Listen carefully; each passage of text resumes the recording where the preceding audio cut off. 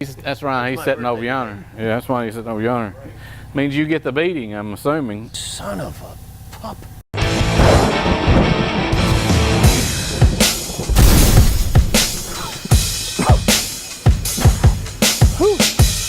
Oh.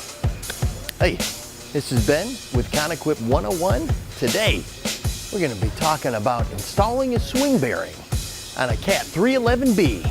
And to help me with this project, I'm going to bring my friend, Donald.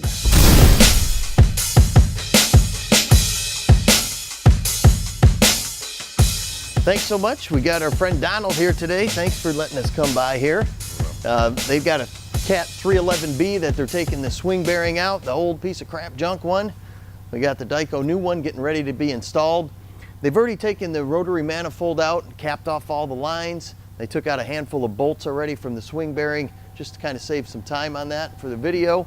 Okay. When you pull the rotation manifold out and cap all the lines on it, you can still crank the machine on most all machines and still use the machine to help you with the process.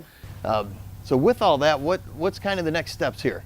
Well, with everything, we've got it jacked up, got it on blocks, got it on machine on stands, got the overhead hoist hooked to it just for safety. I've got two big stands back there, and they're actually welded, a cross piece welded to them, so that you can, so that it's stationary and won't rock. One's turned sideways, one's turned forward. That way there's no rocking or anything to it. The boom on the machine is holding weight, and like I said, the crane is just actually hooked to it just for safety, just so that nothing shifts or anything while we're working on it. And then those two big jacks there are actually holding the carriage right in the center. And then all the weight's right on the jacks. Yeah. You just have to be extra careful and do it as safely as you can with moving everything. Next thing we're going to do is jack it up, take the blocks out from under the tracks. We're going to start take the bolts out to separate it, and just let the top stay still and the bottom just ease. We're going to ease it down to separate it. Wow. Then we'll take the last few bolts out and take the swing bearing out. Wow. Well, let's get started.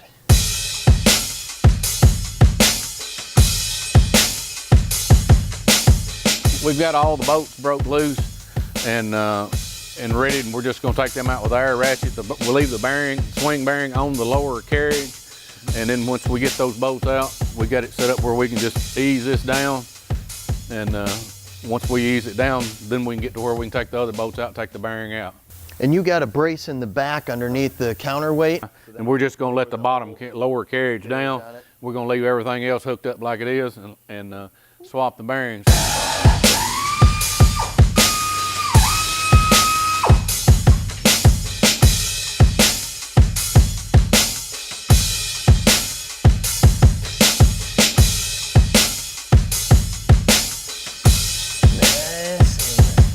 Amazing.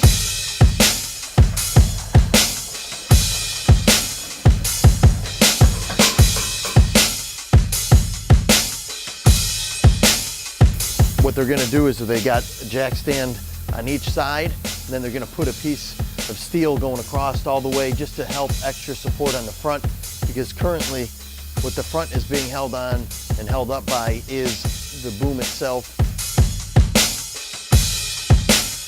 Man, it's so exciting. The last bolts are coming out, and we can take the old one out and we'll get ready to put the new one in.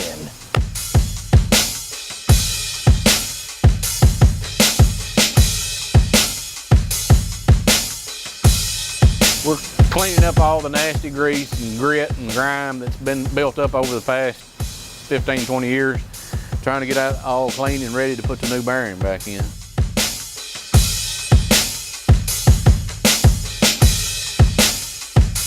So Donald, we got this old one out. That doesn't look like very nice black grease anymore. What do you think happened to this one, or what did the customer experience? It's just the years of grit and grime getting down through the center where the rotation manifold is.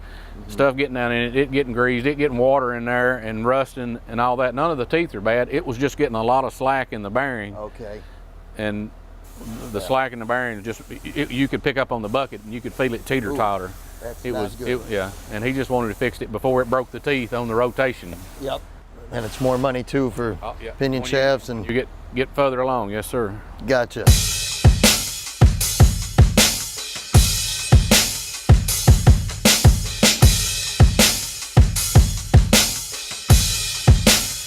So on the Dyco swing bearings, there is an S stamped on it, and what that means, that's a soft point. That's where the heat treat starts and finishes, and that is going to be the soft point of the metal.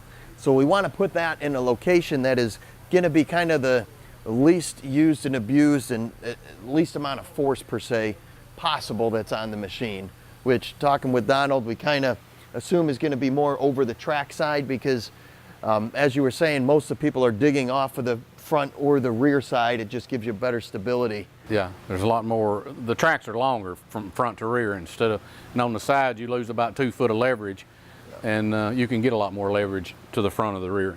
One of the things here too is going to be cleaning off the swing bearing, the new swing bearing, and we got to make sure we're not using solvent though that is going to be ruining some of the seals. So you got to just be careful. Blade clean on a rag and it'll take the oil off so that it'll seal back and clear up and be clean.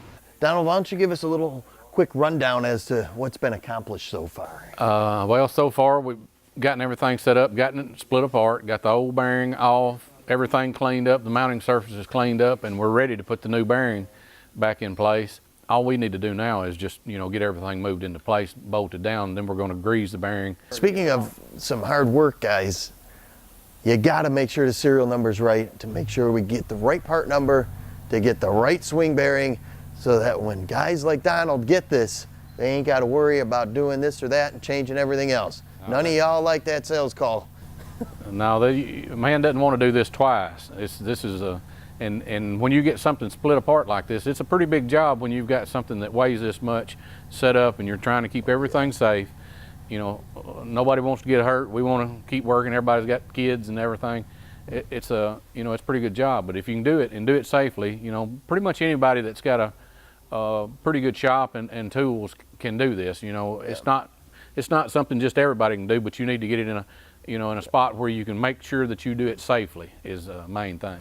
What would happen if you guys do get the wrong one? Makes you want to punch the parts guy in the face and get him down there, get in on this job. So, all right, let's get this one installed.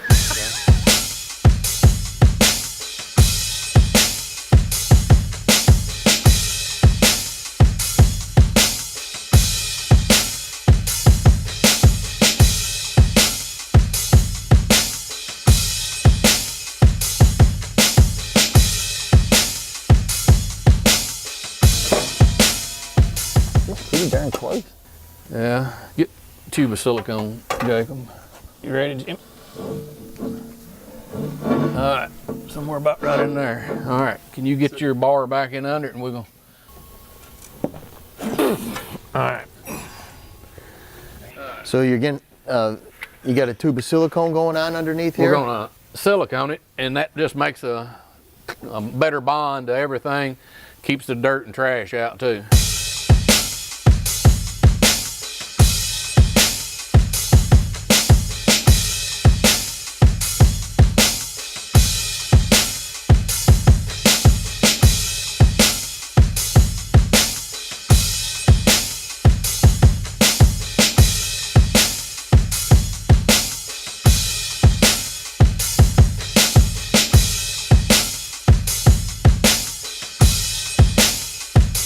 Right, they got the new swing bearing in position. It's all lined up, and you got a brand new swing bearing.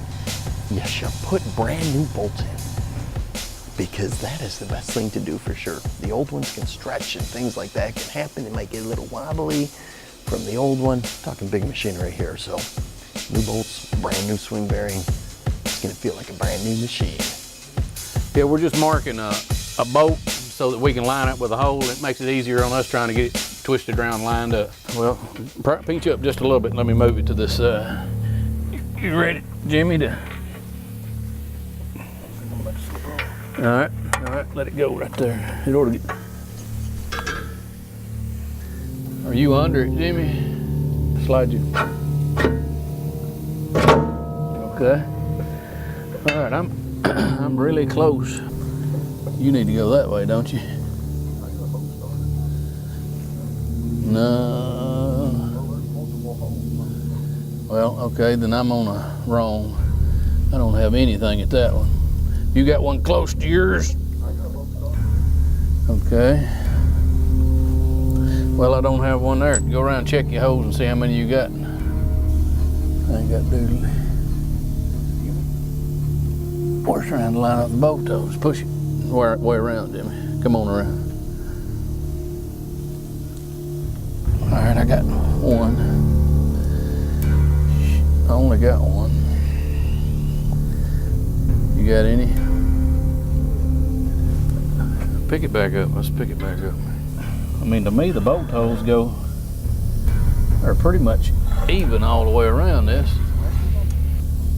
Yeah, but they don't line up with the damn holes on this. No, man doesn't want to do this twice. It don't line up.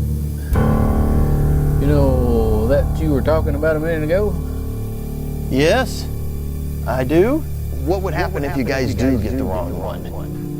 Makes you want to punch the parts guy in the face. To 4 1/4 is an inch difference in the bolt pattern. Yeah, that's what I was looking at there. They're on here, but there's about an inch difference in them. There's about an inch difference in that and this carriage. That's right, he's sitting over yonder. Yeah, that's why he's sitting over yonder. Means you get the beating, I'm assuming. Son of a pup.